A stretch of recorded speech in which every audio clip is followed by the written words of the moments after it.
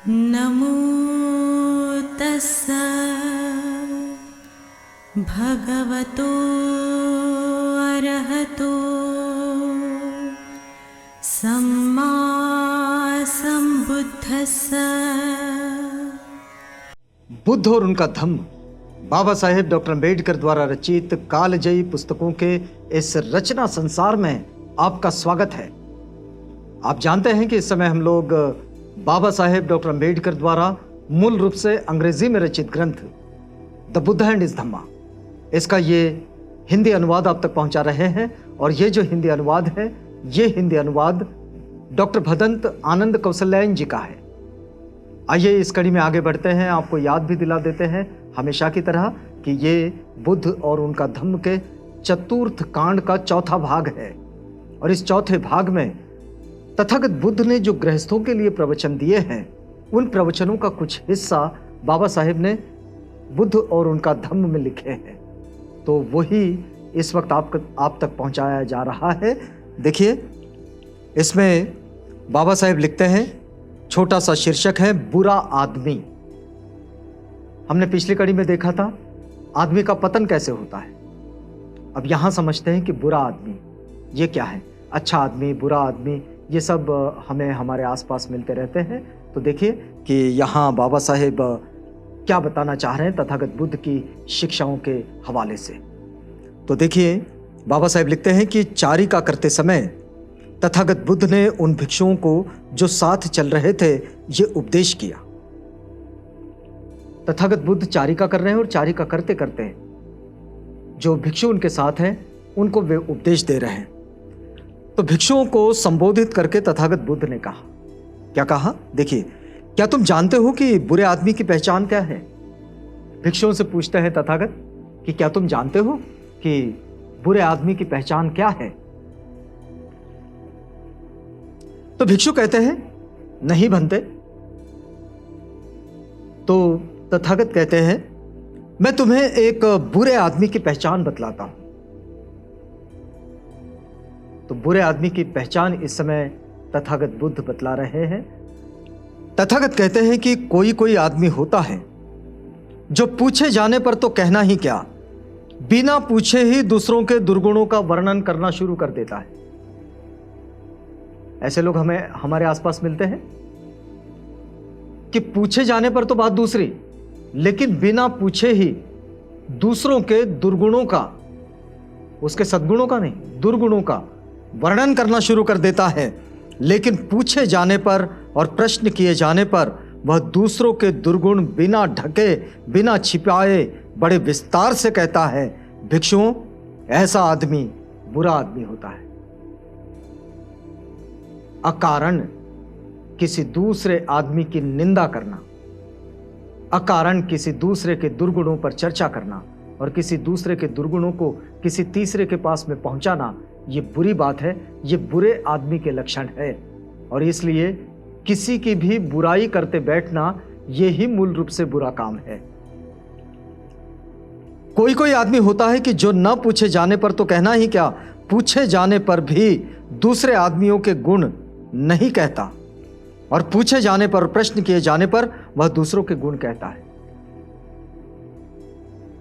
दुर्गुणों की तो चर्चा करता है लेकिन गुण नहीं बताता, पूछे जाने पर भी कि इसमें क्या अच्छाई है। कई बार आपको ये ऐसे लोग देखने को मिलेंगे। तो ये बुरा आदमी के लक्षण है। अब देखिए कि कोई आदमी ऐसा भी होता है जो न पूछे जाने पर तो क्या कहना, पूछे जाने पर भी अपने दुर्गुण प्रकट नहीं करता और पूछे जाने पर और प्रश्न किए जाने पर भी वो अपने दुर्गुण प्रकट नहीं करता, लेकिन उन्हें ढकता है, छिपाता है, उनका पूरा ब्यौरा नहीं बताता। भिक्षुओं, ऐसा आदमी बुरा होता है। अपने दुर्गुण किसी से नहीं, दूसरों के बता देगा लेकिन अपने दुर्गुण नहीं बताता। यह भी एक विशिष्ट स्वभाव की बात होती है बहुत सारे लोगों में। यह बुरा आदमी होता है।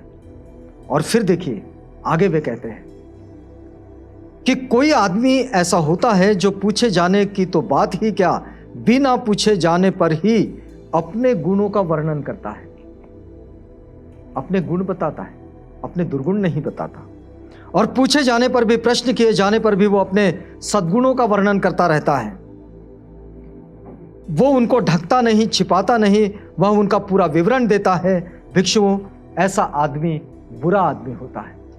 सामान्य रूप से बुरा आदमी अगर समझना है तो जो दूसरों के दुर्गुण बताता है, अपने दुर्गुण नहीं बताता, दूसरों के गुण नहीं बताता, अपने गुण बिना पूछे जाने पर बताता है, अपने दुर्गुणों को ढक देता है और दूसरों के गुणों को भी ढक देता है।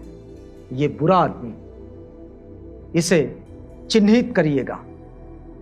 और फिर वे आगे कहते हैं कि सर्वश्रेष्ठ आदमी कौन होता है। तो सर्वश्रेष्ठ आदमी देखिए, फिर वे कहते हैं कि इस संसार में 4 तरह के लोग सर्वश्रेष्ठ होते हैं। हमें भी अपने जीवन में आगे बढ़ते हुए इस बात को ध्यान में रखना चाहिए कि बुरा आदमी कौन है और सर्वश्रेष्ठ आदमी कौन है। दोस्ती करने में आसानी होती है। वो जो तथागत शिक्षा देते हैं कि मूर्खों की संगति ना करें, तो उसमें इस क्राइटेरिया को बराबर लगाया जा सकता है। आइए देखते हैं। इस संसार में 4 तरह के लोग हैं, जिसमें पहली बात वे कहते हैं कि जिसने न अपना भला किया और न दूसरों का भला किया। सर्वश्रेष्ठ आदमी का ये जो विषय है, इसको इस समय तथागत ने चर्चा में रखा है। और तथागत बताते हैं कि एक आदमी जिसने न अपना भला किया न दूसरों का भला किया। दूसरा, जिसने दूसरों का भला किया किंतु अपना भला नहीं किया। ऐसे भी लोग मिलते हैं। तीसरा आदमी जिसने अपना भला किया किंतु दूसरों का भला नहीं किया। और जिसने अपना भी भला किया और दूसरों का भी भला किया। ऐसे 4 तरह के लोग हमें अमूमन संसार में देखने को मिलते हैं कि जो अपना भला बिल्कुल नहीं सोचते, दूसरों का भला करते हैं। कुछ ऐसे मिलते हैं कि जो अपना ही भला करते हैं, दूसरों का भला करने की बिल्कुल नहीं सोचते। तीसरी तरह के वे जो अपना भी भला नहीं करते, दूसरों का भी भला नहीं करते। और एक चौथे प्रकार के जो अपना भी भला करते हैं और दूसरों का भी भला करते हैं। अब देखिए कि इसका विश्लेषण करते हुए तथागत क्या कहते हैं। भिक्षुओं, जिस आदमी ने न अपना भला करने का प्रयास किया और न दूसरों का भला करने का प्रयास किया, वो देखिए उसके लिए क्या कहते हैं कि जिसने ना अपना भला किया, ना अपना भला करने का प्रयास किया, ना दूसरों का भला करने का प्रयास किया, ये आदमी, ऐसा आदमी स्मशान की उस लकड़ी की तरह है जो दोनों सिरे पर जल रही है और जिसके बीच में मैला लगा है। स्मशान की वो लकड़ी जो दोनों सिरे से जल रही है, एक सिरे से नहीं, दोनों सिरे से जल रही है, मतलब उसका जलना तय है। जिसने ना अपना भला किया ना दूसरों का भला किया, वह न गांव में ही जलावन के काम आती है और ना ही जंगल में। वो जंगल में भी किसी काम की नहीं होती और गांव में भी किसी काम की नहीं होती। वो जलावन के किसी काम में नहीं आती। ऐसी लकड़ी की तरह वो आदमी होता है जो ना स्वयं का भला करता है ना औरों का भला करता है। अब देखिए, इस तरह का आदमी ना संसार के किसी काम का होता है और ना अपने ही किसी काम का होता है। ऐसा जो आदमी होता है वो संसार में किसी भी काम का नहीं होता है। न तो वो अपने स्वयं के किसी काम का होता है और ना ही किसी दूसरे के। और ये संसार में उसकी कोई उपयोगिता नहीं होती।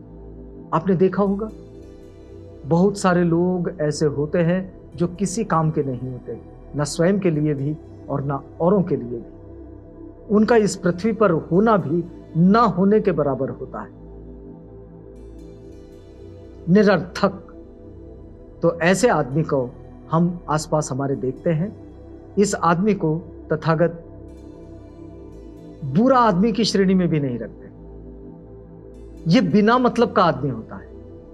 लेकिन इस वक्त जब सर्वश्रेष्ठ आदमी की बात जब तथागत कर रहे हैं तो वे समझाते हैं जो अपनी हानि करके दूसरों का उपकार करता है वो दोनों में अधिक अच्छा है। जो अपनी हानि कर लेता है लेकिन दूसरों का भला कर लेता है, वो आदमी उन दोनों में थोड़ा अच्छा है, जो सिर्फ अपना ही भला करने का नहीं सोचता। और जो किसी का भी भला नहीं करता और अपना भी भला नहीं करता, उन दो तरह के लोगों से ये थोड़ा अच्छा है कि ये कम से कम अपना भला नहीं करता लेकिन दूसरों का कुछ भला करता है, दूसरों के कुछ काम आता है। इसमें गाना भी आपने सुना होगा, अपने लिए जिए तो क्या जिए।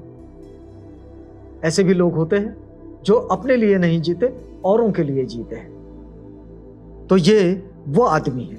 लेकिन एक आगे की बात तथागत कहते हैं, लेकिन चारों तरह के आदमियों में सबसे अच्छा तो वही है, चारों तरह के आदमियों में सबसे अच्छा तो वही है जिसने दूसरों का भला करने का भी प्रयास किया और अपना भला करने का भी प्रयास किया। वही आदमी सर्वश्रेष्ठ आदमी है। तो इस समय सर्वश्रेष्ठ आदमी का ये जो उसे परिभाषित करने का कार्य है, ये इस समय भिक्षुओं को परिचित कराते समय सर्वश्रेष्ठ आदमी से तथागत समझा रहे हैं। और ये गृहस्थों के लिए एक बड़ा मार्गदर्शक तत्व है कि हम अपना जीवन यापन करते हुए किस तरह से जीवन यापन करें। तो जीवन यापन करने का ये एक बेहतर तरीका है कि हम अपने जीवन को बेहतर बनाने के प्रयास के साथ साथ औरों का जीवन भी बेहतर बनाने के लिए प्रयासरत रहें और ये कार्य निरंतर चलता रहे। तो ये एक सर्वश्रेष्ठ मनुष्य के रूप में हमें आनंद भी देगा और हमारे जीवन को सुख से भर भी देगा। यहाँ रुकेंगे क्योंकि ये वक्त पूरा होता है। अगली कड़ी में आपसे मिलेंगे जब हम इसी बातचीत को आगे बढ़ाएंगे। तो तब तक के लिए हमें इजाजत दीजिएगा।